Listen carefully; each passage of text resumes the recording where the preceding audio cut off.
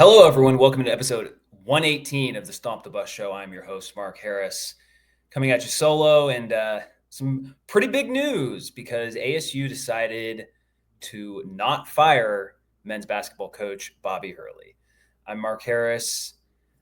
Please like and subscribe on YouTube, rate and review on your podcast platform of choice, and always remember to follow the College Huddle. A lot of good stuff on their network of podcasts as March Madness draws even closer. Okay, well, they did it. They decided to not get rid of Bobby Hurley, and I mostly don't like it. Now, there is a caveat that could end up taking place. I'll get into that a little bit later in the show, but look, I just don't like it. I don't like running it back one more year with a coach who has been decent at ASU. He has ran above the ASU historical standard for men's basketball. But, I mean, you just finished the year 13-19, 13-18 with the regular season. And this was at the last game against Texas Tech, an empty house, not a great showing. Granted, there was some depth issues, Quaintance being injured, Freeman being booted off the team, Gardner being suspended the whole year, Nunez being injured. Like, there are legitimate reasons. This isn't the worst of the Hurley years, I'd say, because there are some excuses, but it's still not good. And it's winning 13 games in your 10th season is bad. So on the surface, I do not like bringing back Bobby Hurley. And I understand it's due to money, but I think that it's like a little over $3 million buyout shouldn't be enough to dissuade a move. So, my thoughts on this are clear. I don't really understand the move, but some new information came out, so I don't want to be too concrete with my opinions.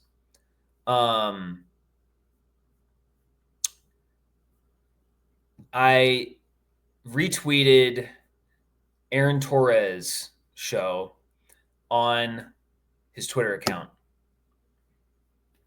on Thursday, and he posted on Wednesday. He's implying that there's a chance ASU lands Koa Pete, who is a 5-star recruit, top recruit in the state. He is a legit 5-star recruit. Sometimes ASU fans, when a guy's like a really high-rated 4-star recruit, they throw out a 5-star. No, he is a 5-star bona fide recruit. He just won his 4th straight state championship at Perry, and did it with like a broken hand. So this dude's elite, right? ASU has been in the mix for him for a while, right? Like if you've been following the ASU program, it's been known that him and Hurley have, been in connection for a while. And so how does this relate to Hurley keeping his job? Well, I recommend everyone watch the show on the Aaron Torres podcast. Torres is a Fox Sports radio guy, really into college hoops. Basically, all of his YouTube videos are about college hoops. So he's plugged in.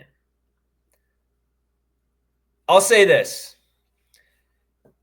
My feelings on the Hurley era are contingent. I'm sorry, not the Hurley era. My feelings on ASU keeping Hurley for another year are 100% contingent on them landing Koa Pete. 100%. If they do not land Koa Pete, then this is as bad of a move that everyone initially thought it was when it was announced, right? Because when it was announced earlier this week, people weren't like, oh, well, it's definitely tied to them also bringing in Koa Pete. It is landing Koa Pete is the difference in whether I think bringing back Hurley is the right move or the wrong move. I was pretty pretty opinionated about this. I tweeted that it was the worst move of Rossini's tenure, and I understand. I even stipulated this in the tweet that there's some Crow fingerprints on this, right? And a lot of the reason they don't want to deal with this buyout is they fired Natasha Adair, the women's coach, and Crow. There's probably an idea that he doesn't want to get rid of men's and women's basketball coaches in the same year. I understand that. The Adair decision was, she seems like a great person, all that, but when you have a 29-62 record, like it was an easy decision. This is a better outcome than ASU is just keeping Hurley and letting him walk into a lame duck year, and that's it. And there's no cavalry coming in. If Pete does go to ASU, and remember his brother is on the football team. I'm forgetting his name at the moment, but I will look it up. But ASU did at the end of the Wyoming game give him a carry, and his dad, the Pete father, was in attendance for that game. So that was a smart move, even if Koa Pete doesn't end up at ASU, right? But you start drawing those connections, and if you watch the Torres video, which I highly recommend every ASU fan does, because it's a good explainer into why he would even be returning.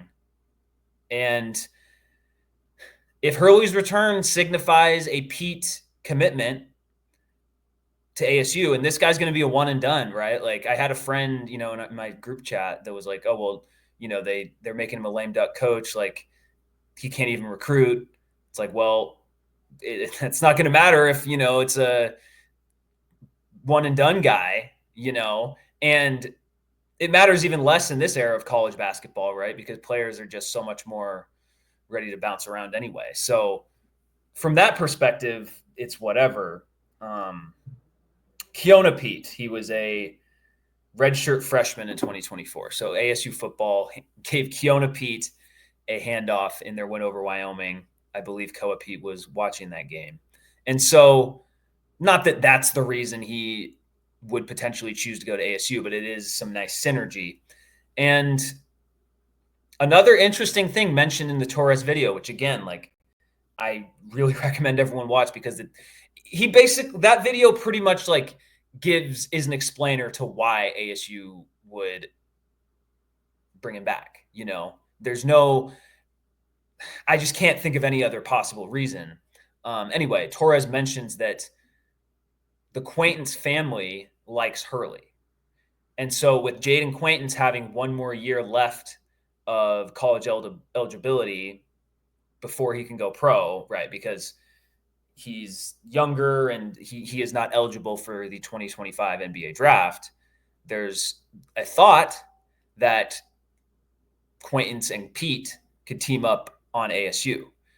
That would be awesome. That would be awesome. And I honestly think that whatever discussions you want to have about Hurley and his coaching ability, I'm here for them. If you have Quaintance and Koa Pete on the same team, then it might not matter what you think of Bobby Hurley as a coach at that point. Like that might actually be legit talent that could propel you into a tournament berth, even in spite of some, less than ideal circumstances surrounding them, right? So, and Torres also mentioned that Quaintance and Pete have a relationship. And when you get to, 6'8" plus guys who are athletic and skilled and highly rated, right? Like it doesn't lead to anything 100%, but it's a good combo, obviously. And then potentially pairing that up with Josan Sanon returning, who knows? I don't want to make anyone else we have no idea who's going to be on ASU next year, other than, I guess the other recruit they have, the guy from Iceland, I believe, I'm forgetting his name. I'll just call him the guy from Iceland. So I'll be honest, it's a weird feeling for me because it is very weird for Hurley to simultaneously have a bad season, go 13 and 18 in the regular season, and then 13 and 19 overalls after losing to Kansas State 71-66 in the first round of the Big 12 tournament, which side note, this made me sound like a bad ASU fan. I'm kind of glad we didn't have to deal with like, oh, could they make it through the Big 12 tournament if they like won 2 games or something? Like, no, that wasn't going to happen. So kind of happy that we just got it out of the way, and they will play in the Crown tournament, which I just heard of this year, and is basically Fox Sports just wanting to have college basketball on the air at the end in the March Madness season, which I just think is so hilarious. But there is an NIL element to it, so that's actually a good way to get players to play. That's for sure. So anyway, tangent over.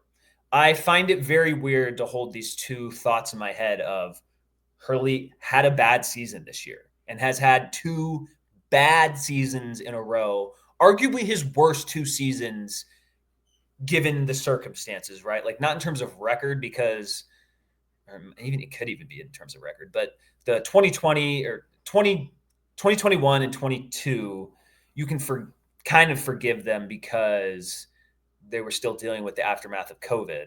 These last 2, no. But if while having a bad season in 2024-25, still also being able to land Koa Pete, who would likely be the best recruit in ASU men's basketball history, is a very weird thing. It's a very weird, it's 2 very conflicting and odd sets of facts that run together. And I'm still like, it's the only possible explanation that Hurley would return. Torres has another tweet from March 11th. I'll read it. This is how I read. This is of Chris Cartman's tweet that ASU is not planning to fire Bobby Hurley. This is how I read the situation. ASU is a draft lottery pick and Quainton's already on campus and is not draft eligible. They could land 5-star Koa Pete. Fire Hurley, you have neither. Keep Hurley, and you may have both. Worth giving him 1 more year in the admin's eyes. So, it's interesting, and this could also totally blow up in ASU's face. Like if you don't land Pete and you lose Quaintance to the portal, then every fan is just as mad as they thought they should have been from the beginning. Then it's even worse, and then it's really a lame duck season, and we're just kicking the can down the road, and Hurley's just taking his check. So there's that possibility out there too. But I mean, the fact that Quaintance went to ASU in the first place kind of makes me think he's going to stay now that Hurley is remaining. And the fact that ASU is this, there's so much connections to Koa Pete and ASU that makes me think he's going to come here, And I don't have any insight on this, obviously, but I just, with the way Torres spoke about it, and again, I'm going to reiterate for the 3rd or 4th time, watch his YouTube video. It's on my page. I retweeted it, or it's on the Stomp the Bus page. I retweeted it on, or quote tweeted it, I guess, on Thursday. He posted it on Wednesday. And I mean, he's basically predicting it. I mean, he's not going out of the way to say he's 100% coming to ASU, but when you write out on Twitter, I think the Sun Devils are actually in good shape to land 5-star Koa Pete. Like, I mean, I don't know what to refute that with, right? Like, it seems more likely now than it. Well, it's just weird. It is weird to wrap your head around it as an ASU fan because there's no reason. Like, aside from this Koa Pete thing, there's no reason to keep Hurley other than money, or there's no on-court reason to keep him, right? Like then it comes down to, they don't want to pay his buyout. They were, his agent wanted an extension, according to Cartman, and apparently that isn't happening, or it might not happen, or maybe it'll happen if they land Koa Pete, right? It's just it is. I don't. This would be so weird if you have a coach that's basically everyone thought he was on the hot seat, and then you just, oh, actually, here's the best player potentially in ASU men's basketball history. We're bringing him in, partnering him up with another lottery pick who are both 6'8" plus. Let's roll. And it's like it is weird to. I'm not explaining it well in this, I can tell you that, but it's a strange dynamic. But it seems like it's something that could absolutely work out for ASU, just in the short term, obviously. But I don't know. Like when you have that just hanging out there, it just feels like a positive development for ASU, because I feel like if Koa Pete had his decision nailed down, he would have just decided already. I looked through the 24/7 player rankings for the 2025 class, and it's basically, of the top 10 guys, it's basically him and someone else who haven't decided. So he's taking his time in the process, which whatever. But so that's could be the reason. I mean, that seems like the only reason that Hurley would return. And earlier this week, before kind of the Koa Pete rumors got more and more public, I would say, there was word that, maybe Bobby just leaves on his own volition, right? They aren't. It's because, I mean, going into a lame duck year is a slap in the face to a coach professionally, right? And so there's like, could he take some other job? Maybe not in the high major level, but maybe an American Conference job or something else on the East Coast. But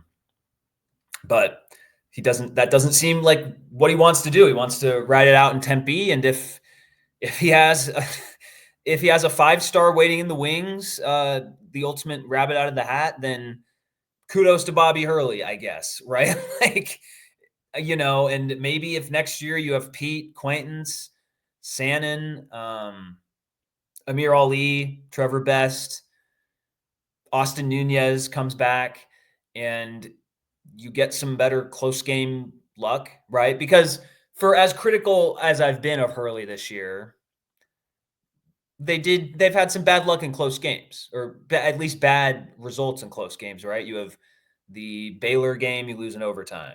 You have UCF game, you lose a close game at home.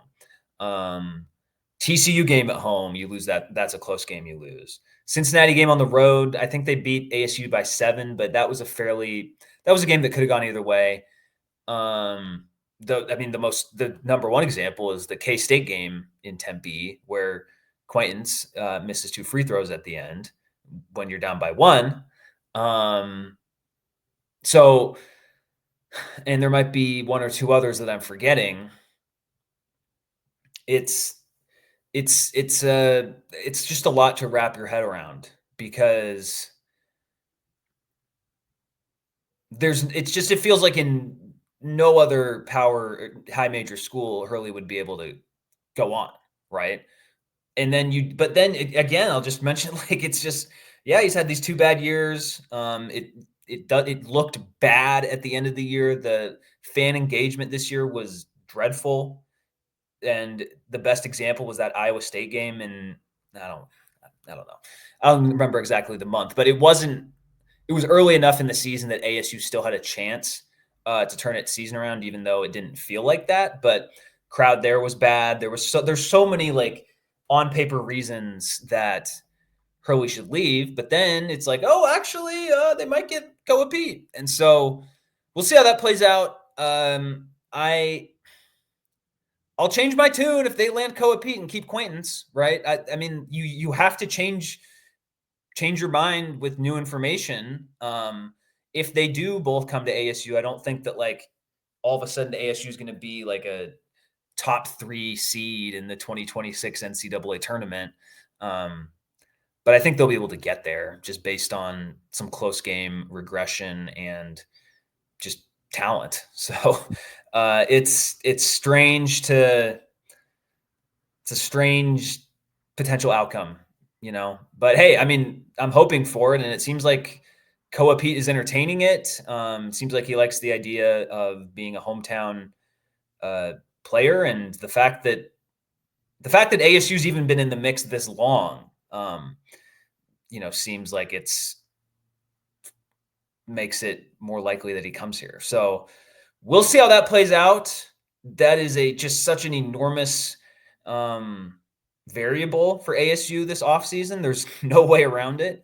And it's just it's just even talking about it now, it would be one of the weirdest things in just college basketball because again, we've talked like ASU is not a good program. It is not. It's one of the worst college high major, it's bottom 5.